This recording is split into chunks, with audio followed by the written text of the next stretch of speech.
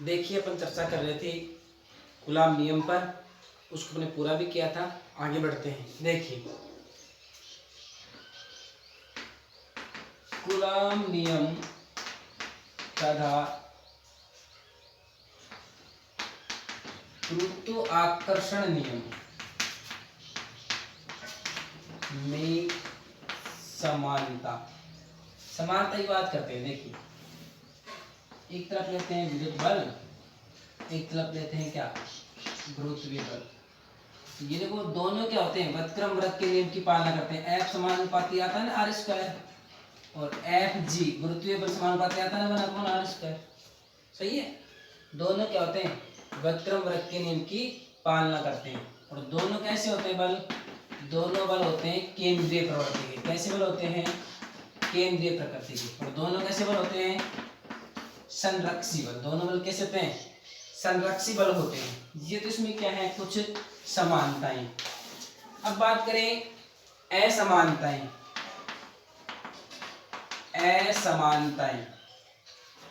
विद्युत बल और गुरुत्वीय बल, गुरुत्वाकर्षण का नियम बात ही की। असमानताएं, विद्युत बल जो होता है वो आकर्षित भी कर सकता है और प्रतिकर्षण, दोनों प्रकृति पाई जाती है। लेकिन गुरुत्वाकर्षण जो बल होता है इसमें केवल क्या पाई जाती है, आकर्षण प्रवृत्ति पाई जाती है। ठीक है, ये क्या होता है, इसमें अंतर। दूसरा, ये विद्युत बल अभी अपन ने पढ़ा epsilon nought, epsilon R, epsilon M, ये सब क्या है, माध्यम के, अलग अलग माध्यम के लिए विद्युतशीलता। इसका मतलब विद्युत बल जो होता है इसका मान माध्यम पर निर्भर करता है। लेकिन गुरुत्वाकर्षण कहीं भी चले जाओ, सभी माध्यमों में क्या होता है, एक समान रूप से अप्लाई होता है एक स्थान पर। इसलिए हम बोल सकते हैं गुरुत्वाकर्षण बल माध्यम पर निर्भर नहीं करता। ये भी क्या है, इसमें अंतर है। इस प्रकार से हम क्या कर सकते हैं, अंतर डिफाइन कर सकते हैं विद्युत बल में और गुरुत्वाकर्षण बल में। और इस प्रकार से क्या देख सकते हैं, समानताएं देख सकते हैं। और भी हैं समानताएं असमानताएं, उनको जरूरी चर्चा कर लेते हैं। आगे बढ़ते हैं। देखिए क्वेश्चंस की बात कर रहे थे। देखिए नेक्स्ट क्वेश्चन की बात करते हैं अपन कि हमारे पास ये एक प्रोटॉन है और फिर से एक प्रोटॉन है हमारे पास, एक दूसरे से 10 सेंटीमीटर की दूरी पे रखे हुए हैं। और आपसे पूछा है क्वेश्चन, विद्युत बल और गुरुत्वाकर्षण बल का अनुपात कितनी कोटि का होगा। ऑप्शन देता हूँ, 10 की पावर 36, 10 की पावर 39, 10 की पावर 42, नन ऑफ दीज। देखिए प्रोटॉन के मध्य जो क्या लग रहा है, बल लग रहा है, तो कौन सी प्रकृति का होगा, प्रतिकर्षित करेंगे। एफ ई अपॉन एफ जी ज्ञात करना है, यानी इलेक्ट्रिक फोर्स अपॉन गुरुत्वाकर्षण फोर्स। देखिए निकाली, इलेक्ट्रिक फोर्स अपॉन गुरुत्वाकर्षण फोर्स, ऐसे ऐसे लिखते हैं अपन। तो ये क्या होता है, निर्मात में दे रखा है हमको, तो ये होगा ऐसा ही पद्धति में लेते हैं 9 ऐसे तो होगा Q1 Q2 upon R square. और ये कितना होगा, capital G M1 M2 upon R square. सही है। वैल्यू पुट अप करेंगे, F E upon F G equals to Q1 Q2 upon R square, capital G capital small M1 M2 upon R square. R square से R square क्या हो गया, cancel हो गया, दूरी समान है। तो क्या आएगा, Q1 Q2 upon capital G M1 M2। Capital G क्या है, गुरुत्वाकर्षण नियतांक, 11th में पढ़ा होगा। अब देखो F E upon F G equals to K की वैल्यू कितनी, 9 इंटू 10 की पावर 9। Q1 कितना, प्रोटॉन पर आवेश 1.6 इंटू 10 का माइनस 19 का whole square upon capital G कितना 6.67 इंटू 10 का माइनस 11 इंटू M1 M2 क्या है, ये भी प्रोटॉन है, ये प्रोटॉन का द्रव्यमान है। तो लिखो M1 प्रोटॉन का द्रव्यमान, M2 कितना होता है 1.6 इंटू 10 की पावर माइनस 27 किलोग्राम। तो 1.6 इंटू 10 की पावर माइनस 27 किलोग्राम। इसको तो हल करेंगे तो F E upon F G, electric force upon गुरुत्वाकर्षण फोर्स कितना आएगा 10 की पावर 30। प्रोटॉन प्रोटॉन है क्या आएगा 10 पावर 30। बोलिए सोल्व करेंगे इसको 10 पावर कितना आएगा हल करेंगे इसको हल करेंगे 10 का -11 -27 कितना -38 -38 कितना 9 बचा या तो हल करेंगे कितना आएगा इसको स्क्वायर होगा नहीं इसका कर देंगे स्क्वायर। तो इसको जब हल करेंगे प्रोटॉन प्रोटॉन इलेक्ट्रॉन इलेक्ट्रॉन और प्रोटॉन इलेक्ट्रॉन के मध्य कितना आएगा ये हल करेंगे तो मैं आपको इसकी जस्ट एक ट्रिक बताने वाला हूँ। आप बताइए कितना हल करेंगे इसको हम कैलकुलेशन में कितनी प्रॉब्लम आएगी। देखो बहुत ज्यादा प्रॉब्लम आएगी ना इसको इतना हल करेंगे बहुत ज्यादा बढ़ गया है ये क्या कैलकुलेशन। इसको जब हल करेंगे हम प्रोटॉन प्रोटॉन तो ये आएगा 10 की पावर 36। तो क्या आएगा 10 की पावर 36। अब देखिए ऐसे क्वेश्चन पूछता है ऐसा क्वेश्चन नेट में आया हुआ है कंपटीशन में बिल्कुल शॉर्टकट है ट्रिक बताता हूँ। अगर यहाँ प्रोटॉन आ जाए और यहाँ क्या आ जाए इलेक्ट्रॉन आ जाए यहाँ प्रोटॉन और यहाँ इलेक्ट्रॉन दूरी कुछ भी आ जाए 10 सेंटीमीटर से मतलब नहीं है आर कुछ भी आ जाए आर तो क्या होता है कैंसिल हो जाता है 10 centimetre 20 centimetre 50 centimetre 10 metre 1 metre 10 angstrom कुछ भी आ जाए दूरी कोई इफेक्ट नहीं पड़ेगा कैंसिल हो जाता है। अगर प्रोटॉन इलेक्ट्रॉन आता है ये अनुपात बढ़कर हो जाता है Fe/Fg का 10 की पावर कितना 39। ठीक है और यदि यहाँ पे आता है किसके लिए F/Fg प्रोटॉन इलेक्ट्रॉन के लिए। और अगला एग्जांपल आपसे पूछ ले कि इलेक्ट्रॉन है r दूरी पे तो कितना आएगा तो Fe/Fg आएगा 10 की पावर 42। तो देखो तीनों ऑप्शन है ये किसके लिए प्रोटॉन प्रोटॉन के लिए ये किसके लिए प्रोटॉन इलेक्ट्रॉन के लिए ये किसके लिए इलेक्ट्रॉन इलेक्ट्रॉन के लिए। इस प्रकार से न्यूमेरिकल्स को सोल्व करने की ट्रिक बना लेनी चाहिए कि प्रोटॉन प्रोटॉन है उनके मध्य विद्युत बल और गुरुत्वाकर्षण बल की तुलना करेंगे कितना है 10 की पावर 36 और प्रोटॉन इलेक्ट्रॉन आ जाए तो 10 की पावर 39 और इसके अलावा वो आ जाए क्या इलेक्ट्रॉन इलेक्ट्रॉन तो 10 की पावर 42 आ जाएगा 10 की पावर 42 आ जाएगा। ठीक है इसके बाद नेक्स्ट क्वेश्चन की बात करते हैं कि धातु की उपस्थिति में नोट डालेंगे कहीं भी नोट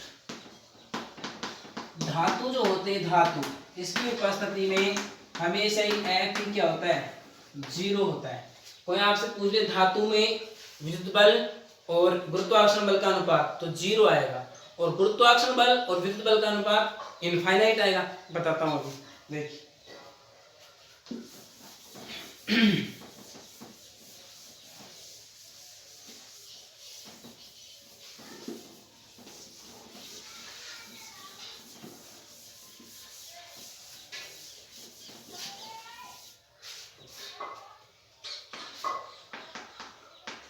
धात्विक माध्यम में प्रोटॉन प्रोटॉन के मध्य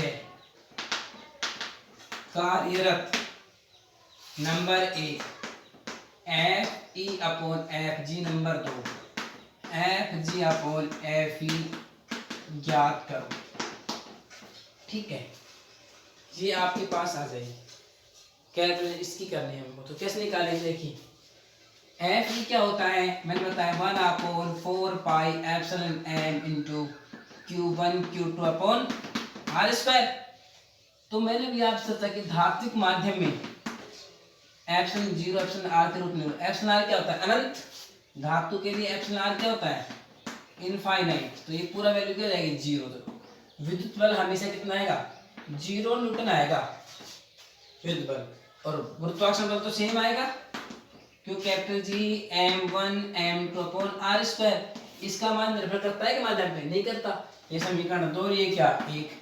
अब जब आपसे Fe/Fg पूछे तो 0 ऊपर आएगा फिर किसी का भाग दो कितनी वैल्यू आएगी 0 और Fg/Fe पूछे तो 0 का भाग देंगे तो कितना आएगा हमेशा ही अनंत।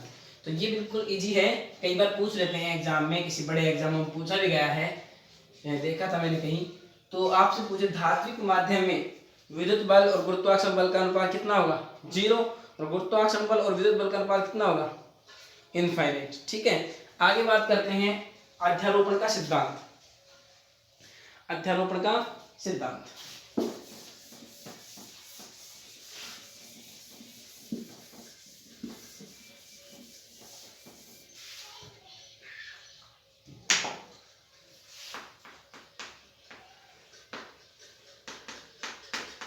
अध्यारोपण का सिद्धांत। देखिए, ये अपन ने कोई आवेश माना, परीक्षण आवेश Q नॉट, ठीक है, एक बिंदु पे ऐसे Q1 आवेश, Q2 आवेश, Q3 आवेश, Q4, Q5, Qn आवेश है। इनकी दूरी कितनी है? R1, R2, R3, R4, R5 और Rn है। ये n आवेश का एक क्या है? निकाय है। इसमें n आवेश क्या है? एक फैले हुए इस प्रकार से वितरित हैं। और ये कोई परीक्षण आवेश Q नॉट है, जिस पर हम क्या कर रहे हैं? परीक्षण आवेश, वह आवेश जिस पर स्थिर वैद्युतिकी में अध्ययन किया जाता है उसे क्या कहते हैं? परीक्षण आवेश कहते हैं। तो इस पे हम अध्ययन कर रहे हैं। अब अध्यारोपण का सिद्धांत क्या कहता है कि इस Q नॉट पे जो टोटल बल लगेगा, Q नॉट परीक्षण आवेश पे टोटल जो बल होगा F नेट, ध्यान से सुनिए कि इस परीक्षण आवेश Q0 पे जो F नेट होगा वो सभी आवेशों के द्वारा पृथक पृथक रूप से जो बल लगेगा, विद्युत बल, उन सभी के सदिश योग के बराबर होता है। सदिश योग तो इसलिए लेंगे, बल कैसी राशि है? सदिश राशि है। तो इसका मतलब अध्यारोपण का सिद्धांत क्या कहता है कि F नेट किस पर? Q0 आवेश पर F नेट क्या आएगा? F1 वेक्टर कौन लगा रहा है? Q1, F2 वेक्टर कौन लगा रहा है? Q2, F3 तीसरा लगा रहा है और ये Fn वेक्टर। इसका मतलब अध्यारोपण का सिद्धांत कुछ नहीं है। कैसे डिफाइन करोगे? किसी परीक्षण आवेश पर कुल विद्युत बल का मान उस निकाय में उपस्थित सभी परीक्षण आवेशों के द्वारा पृथक पृथक रूप से लगने वाले विद्युत बलों के सदिश योग के बराबर होता है। अब यहाँ वैल्यू रख दोगे आपकी Q1 Q2 R1 रखेंगे, यहाँ R2 R3 R4 R5 Rn, ठीक है। इस प्रकार से क्या करेंगे? कैलकुलेट करेंगे। जैसे एग्जांपल देखो, ये हमारे पास दो बल हैं, ये F1 बल और ये F2 बल, एक दूसरे से कितने कोण पे लग रहे हैं? थीटा कोण पे। तो इनका आपसे परिणाम ही पूछे, किस प्रकार से ज्ञात करेंगे इनका परिणाम? बोलिए, इनका परिणाम किस प्रकार से ज्ञात करेंगे? F net. तो इनका परिणाम देखो, क्रिया रेखा निकालेंगे इसकी, सही है। F1 इस प्रकार से प्रभावी है और F2 इस प्रकार से प्रभावी है। तो कहीं ना कहीं इनका F नेट इस प्रकार से प्राप्त होगा उनके मध्य में, ठीक है। अब ज्ञात करते हैं किस प्रकार। F नेट, ये तो अभी क्या काम ने, इस बिंदु पे F नेट निकाल रहे हैं, तो परीक्षण आवेश पे F नेट जो होगा सभी आवेशों के सदिश योग, सभी आवेशों के कारण लगने वाले बल के सदिश योग के बराबर। तो F1 और F2 क्या होगा? सदिश योग F1 vector plus F2 vector, सही है। इसको जब अपन पढ़ा है सदिश योग में, किस प्रकार लिख सकते हैं? परिमाण के रूप में F1 square F2 square 2F1 F2 cos of theta, yes और नो? सही है ना? F1 square F2 square 2F1 F2 cos of theta easily लिख सकते हैं या नहीं? बोलो, लिख सकते हैं। स्थिति नंबर 1, इसमें यदि थीटा बराबर 0 डिग्री आ जाए आपके पास, तो cos 0 की वैल्यू कितनी जाएगी? 1 F1 square F2 square 2F1 F2, तो क्या आएगा? बोलिए, सॉल्व करेंगे तो F नेट आएगा थीटा बराबर 0 हो तो रूट में F1 square F2 square 2F1 और F2, तो इसको क्या लिख सकते हैं? रूट में F1 प्लस F2 का होल स्क्वायर बन गया ना, स्क्वायर से रूट क्या हो जाएगा? Cancel out. तो F net equals to F1 plus F2 और ये क्या होगा? मैक्सिमम फोर्स होगा, यस। जब थीटा का मान 0 होगा तो दोनों जो बल हैं उनका योग ही क्या कहलाएगा? परिणामी बल कहलाएगा। स्थिति नंबर 2, यदि ये दोनों क्या हो? परपेंडिकुलर, लंबवत हो, थीटा क्या हो हमारे पास? 90 डिग्री हो, तो कैसे निकालेंगे? तो हमारे पास F नेट आएगा, देखिए इसका मान कितना जाएगा? cos 90 0, तो क्या बचेगा? F1 square plus F2 square, तो रूट में F1 square plus F2 square, yes और नो? यस। इसके बाद रखेंगे अपन कितना? इसके बाद अपन रखेंगे 180 डिग्री। कितना? 180 डिग्री, 180 डिग्री। 180 डिग्री रखेंगे। रखिए स्थिति नंबर 3, यदि थीटा इक्वल टू 180 डिग्री हो तो एफ नेट इक्वल टू, देखिए कहाँ है, F one square F two square two F one F two cos, cos 180 कितना? -1। तो क्या है, F one square F two square minus बाहर आ जाएगा, -2 एफ वन एफ टू रह जाएगा ना। तो लिखेंगे F one square F two square -2 F one F to. तो किसका बन गया? F one minus F two का फॉर्मूला बन गया ना। तो यह आ जाएगा एफ वन माइनस। इस प्रकार से क्या करेंगे, अलग अलग स्थितियों में बल का कैलकुलेशन कर सकते हैं। इसके बाद आगे पढ़ते हैं, कुछ क्वेश्चन और चर्चा करते हैं। देखिए बात करते हैं नेक्स्ट क्वेश्चन की। कौन सा क्वेश्चन था? क्वेश्चन नंबर अगला नेक्स्ट, कि आपको ऐसा ही क्वेश्चन आ जाए कोई कि हमारे पास F1 इक्वल टू 3 न्यूटन और F2 इक्वल टू 5 न्यूटन, दो बल हैं और एक दूसरे से 45 डिग्री के कोण पर लगे हुए हैं। ठीक है, और हमसे पूछे परिणामी बल बताओ। परिणामी बल 3 न्यूटन 5 न्यूटन 45, तो कैसे निकालेंगे? F net equal to root में F1 square F2 square 2 F1 F2 cos of theta. तो F1 स्क्वायर कितना? 3 का स्क्वायर 9 प्लस 5 का square 25 plus 2 F1 F2, 2 into 3 into 5, 2 गुणे 3 कितने? 6 और 6 पंजू 30 और कोस 45 कोस 45। ठीक है, तो F net equal to root में कितने हुए? 34 plus 30 upon root 2। Yes, cos 45 बना बाई रूट 2 होता है। और एफ नेट इक्वल टू 30, ये देखो इसको हल करेंगे तो 15 रूट 2 आ जाएगा, तो 34 प्लस 15 रूट 2 हल कर लेंगे। ये क्या आ गया? न्यूटन में वैल्यू आ गई। ठीक है, इस प्रकार से क्या निकाल लेंगे? बल निकाल लेंगे। अगला एग्जांपल देखिए, नेक्स्ट एग्जांपल, एक एग्जांपल और करते हैं, फिर करेंगे डिस्कशन आगे इस टॉपिक पर।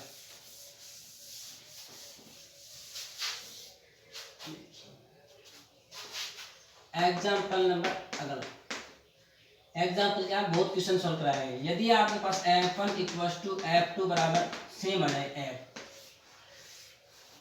तो क्या होगा? तो देखिए एफ नेट कैसे निकालेंगे? वही फॉर्मूला है, रूट में F1 square F2 square 2 F1 F2 cos theta. ये F1 भी F है, F2 भी F है, रखो value. F net equal to कितना आएगा? एफ स्क्वायर कितना होगा?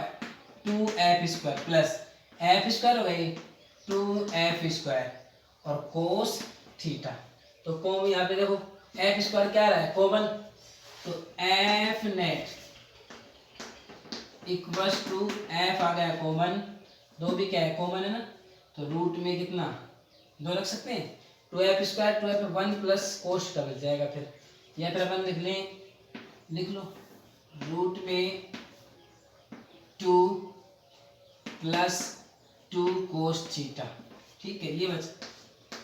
अब देखो ये करने की आवश्यकता भी नहीं है, आपको ये क्यों लिखवाया गया है? क्योंकि जनरली फॉर्मूले में F1 F2 कहता सेम देता है हमको। अब स्थिति नंबर 1 की बात करते हैं। यदि थीटा बराबर 0 डिग्री हो, यदि थीटा बराबर 0 डिग्री हो तो देखो यहाँ कोस 0 का मान कितना जाएगा? 1, तो 1 रखो, तो 2F स्क्वायर कितना होगा? 4F स्क्वायर, तो क्या जाएगा? 2F।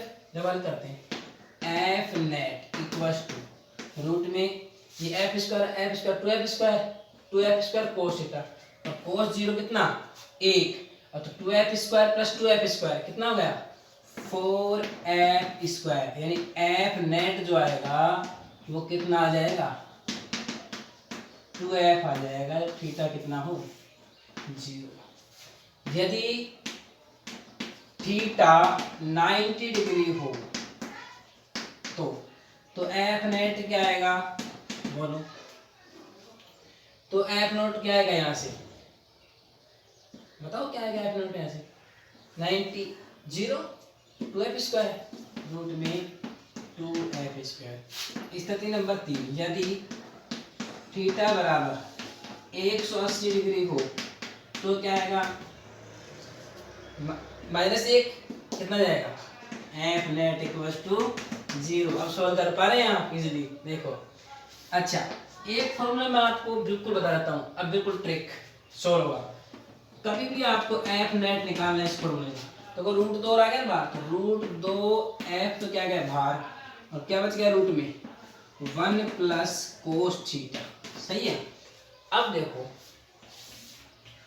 कोस 2 थीटा क्या होता है, 1 minus 2 sine square theta, yes. अब यहां से इसके अंदर लेके आएंगे 2 sine square theta equal to 1 minus cos 2 theta, ठीक है। अब यहाँ देखिए 1 प्लस कोस 2 थीटा है, तो वो माइनस है वहां पे क्या हो जाएगा प्लस, ध्यान दीजिए दोबारा, ये इधर लेके आएंगे और ये इधर ले 1 माइनस कोस 2 थीटा, लेकिन यहाँ क्या है 1 प्लस है। दूसरा फॉर्मूला लिखेंगे कोस 2 थीटा बराबर 2 कोस स्क्वायर थीटा माइनस 1, इसके इधर लेके आएंगे तो क्या जाएगा 1 plus cos 2 theta equals to 2 cos square theta, सही है। अब यहाँ ध्यान दो 1 प्लस कोस थीटा है ना कि 2 थीटा, ठीक है। तो इसका मतलब 2 थीटा किसके बराबर, थीटा के बराबर, थीटा क्या बराबर थीटा बाई 2, तो 1 प्लस कोस 2 थीटा क्या रखता हूं मैं 2 कोस स्क्वायर थीटा, रख दो यहाँ। F net equals to root 2f था इंटू 1 प्लस कोस था, 1 प्लस कोस 2 थीटा क्या है 2 कोस स्क्वायर थीटा, तो देखो यहाँ क्या आएगा रूट में 2 आएगा कोस स्क्वायर और थीटा बाई 2, रूट 2 और रूट 2 कितने गए 2 हो गए, ऊपर कितने हो गए 2 हो गए। एफ नेट इक्वल्स टू 2 और एफ कोस थीटा बाई 2। अगर दो बल समान दे रखे हैं हमको तो ये फॉर्मूला अप्लाई करना, आप तुरंत आंसर आएंगे। जैसे थीटा बराबर 0 रखो, कोस 0 कितना 1, तो कितना रहेगा 2f, 90 रखो तो 45 होगा, तो कितना आएगा रूट 2f, तो रूट 2f आ रहा है, सही है। इस प्रकार से इस फॉर्मूले से ज्ञात करेंगे, ये फॉर्मूला क्या कर लेंगे MTR कर लेंगे। जब दो बल समान हो तो क्या आएगा formula 2f cos theta by 2। इससे हम इजीली तुरंत ही क्या कर सकते हैं, बल की गणना कर सकते हैं बिना समय विलंब के, इजीली, ठीक है।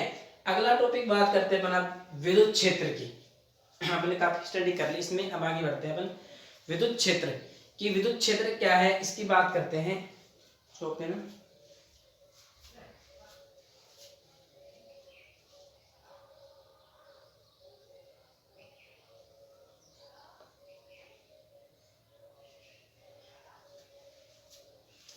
देखिए विद्युत क्षेत्र की बात करते हैं, इलेक्ट्रिक फील्ड।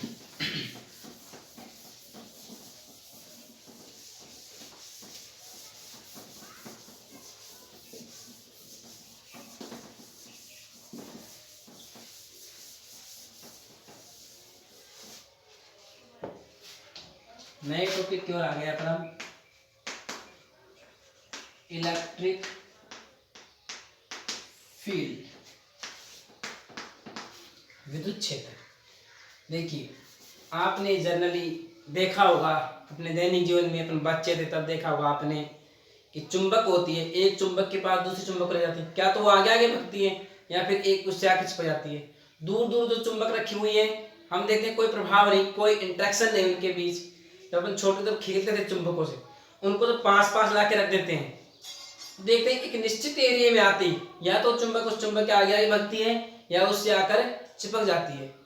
इसका मतलब हमको फील करना है वहां कि चुंबक जो है उसके चारों ओर कहीं ना कहीं ऐसा एरिया है, उस एरिया में दूसरी चुंबक को लाते या तो उससे क्या होती है आकर्षित या क्या होती है उससे प्रतिकर्षित रिपेल होती है। तो इसका मतलब चुंबक के चारों एक निश्चित एरिया तो है जिसके अंदर वो चुंबकीय बल लगा रही है, खींच रही है या उसको डिस्ट्रैक्ट कर रही है, दूर भगा रही है। इस निश्चित क्षेत्र को चुंबक के लिए बोलते हैं चुंबकीय क्षेत्र, और आवेश के लिए क्या बोलेंगे, विद्युत क्षेत्र। जैसे बात करता हूं मैं, जैसे चुंबक की बात करी वैसे ही हमारे पास एक आवेश है Q, Q1 मान लेते हैं, और एक आवेश हमारे पास Q, ये दूर दूर रखे हुए हैं, इनके मध्य आकर्षण बल नहीं कार्य कर रहा, नहीं प्रतिकर्षण बल कार्य कर रहा। इसका मतलब कोई विद्युत बल लगा है क्या, नहीं, कोई इंटरेक्शन नहीं हो रही। लेकिन जब इस आवेश को मैं उठाकर यहां रखता हूं तो भी कोई इंटरेक्शन नहीं हो रही, लेकिन जब इस आवेश को उठाकर यहां रखता हूं तो ये इससे आकर इसकी ओर अट्रैक्ट होता है, और एक अगला आवेश को Q3, यहाँ पे कोई इंटरेक्शन नहीं, क्रिया नहीं, यहाँ पे कोई क्रिया नहीं, लेकिन इसको जब यहाँ लेके आता हूँ तो कोई क्रिया होती है और ये इससे दूर भगता है, प्रतिकर्षित होता है। इसका मतलब इस आवेश के चारों ओर ये एक निश्चित एरिया है। इस एरिया में यदि हम कोई दूसरे आवेश को ले आए, जैसे Q2 को लेके आए या Q3 को लेके आए, अब मान लो पॉजिटिव है, अगर हम इस नेगेटिव को लेके आए और इसको पॉजिटिव को लेके आए तो ये तो क्या होगा, आकर्षित, और ये क्या होगा, प्रतिकर्षित। इसका मतलब प्रत्येक जो आवेश है उसके चारों क्या है, निश्चित एरिया है, जिसमें किसी दूसरे आवेश को जब उठाकर लेके आते हैं हम तो वो या तो अट्रैक्ट होता है या रिपेल होता है। यानी कौन सा बल कार्य प्रभावी होता है, विद्युत बल प्रभावी होता है। सही बात है, विद्युत बल प्रभावी होता है। और आवेश के चारों ओर ये जो निश्चित एरिया है, ये जो निश्चित क्षेत्र है, इस निश्चित क्षेत्र को बोलते हैं इलेक्ट्रिक फील्ड। ये क्या है, इलेक्ट्रिक फील्ड। चुंबक के लिए मैग्नेटिक फील्ड। अब देखो परिभाषा कैसे देंगे, किसी स्थिर आवेश के चारों ओर वह क्षेत्र, ये क्षेत्र हो गया ना, वह क्षेत्र जिसमें किसी दूसरे आवेश को लाने पर या तो वह आकर्षित होता है या वह प्रतिकर्षित होता है, या उस पर विद्युत बल, वह आवेश विद्युत बल का अनुभव करता है, उस क्षेत्र को हम क्या कहते हैं, विद्युत क्षेत्र। अब मेरे हिसाब से आप डेफिनेशन इजीली लिख सकते हैं, किसी स्थिर आवेश के चारों वह क्षेत्र जिसमें किसी दूसरे आवेश को लाने पर वह आवेश कौन से बल का, विद्युत बल का अनुभव करता है, उस आवेश को, उसको क्या कहते हैं, क्षेत्र को, उस क्षेत्र को कहते हैं विद्युत क्षेत्र।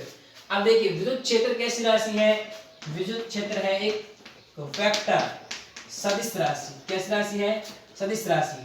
ठीक है, इसको किससे दर्शाएंगे, इलेक्ट्रिक फील्ड को ई वेक्टर के द्वारा दर्शाया जाता है। किसके द्वारा, ई वेक्टर के द्वारा दर्शाया जाता है। और इसका मात्रक क्या होता है, देखिए अब ये जो विद्युत बल होता है, विद्युत बल होता है, उसी के कारण क्या होता है, विद्युत क्षेत्र प्रभावी होता है। अब देखिए विद्युत जो क्षेत्र है इसका मात्रक, विद्युत क्षेत्र का मात्रक।